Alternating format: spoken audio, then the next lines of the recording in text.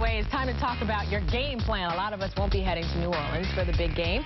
So we brought in entertaining expert Mark Addison. It's the next best thing to going to New Orleans, right? He's going to bring the Big Easy to you at home. It's good to have you here. I am. Thank you for having me back. Yeah. You have no idea. Literally, right before we started, Mark was running around the table. He's trying to set everything up, so it's prepped. Making it perfect is what it's about. So what's the theme? How do we set that theme? Well, the theme for Super Bowl for me every year is location, location, location. Like real estate. It's just like real estate. Yeah. So first we're starting off with New Orleans. Okay. NOLA, the Big Easy. The real food. I'm telling you, it is the perfect location for a theme. You know, I love a theme. It's like, it is the Shangri-La of themes. Exactly. And this is really going to work for Super Bowl. And then I'm going to blend in some flavors from Baltimore and from San Francisco. Oh, so you can mix it all together for a big meal for the big game. Okay, so what's the flavors for San Francisco? We already know about New Orleans. What about San Francisco? What do you do to Well, you know what's interesting about all three locations? That they're all coastal. Yeah. So you have two bays. You have Chesapeake Bay and you have the San Francisco Bay. And then, of course, you've got the delta there as New Orleans. So they're all about seafood. But, you know, I'm going to blend them all together. And I think what's really, you cannot have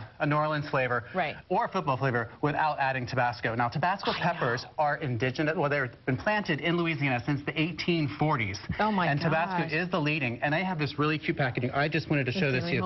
It is a commemorative bottle for the big game and the Big Easy, and they're giving the benefits to the proceeds of this bottle are going to the NFL, Taste NFL. That's nice. Which goes to feed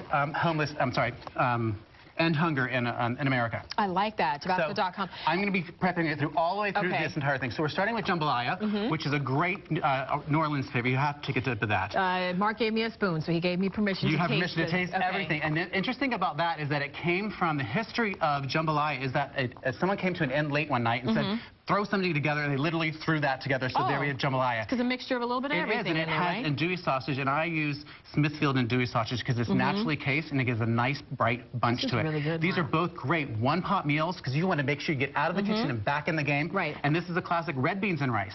And housewives would cook this on a Monday night. That was their tradition all day long. But I'm throwing that out the window, and I'm using canned red beans because you don't want to spend all day. This literally took 30 minutes to put together. Forget all day. Do your laundry another time. 30 minutes, that's it? 30 minutes using canned red beans and canned tomatoes. But those red beans and rice, that's what puts a little bit of this on you there. So you got to watch out. This is not low carb. Okay, and then po' boys. Po' boys are really a part of the history and tradition of New Orleans. They come from poor boy. Right, not a lot of money to put it together. Not a lot. It came from the Depression, but now they're made with gourmet elements, and it's just overstuffed sandwiches. And I have one here for, this is for San Francisco. It is called the home fry. This is the oldest sandwich on record in San Francisco. It has eggs, bacon, and fried oysters, home fry. Really? And yes, this was considered a delicacy in the Bay Area in the old time. Oldest one. You look so good with that bow tie. Oldest sandwich in California. Now this is for Baltimore. We have a crab cake. Can I open it just so I can see? Keep going with We have a crab cake sandwich,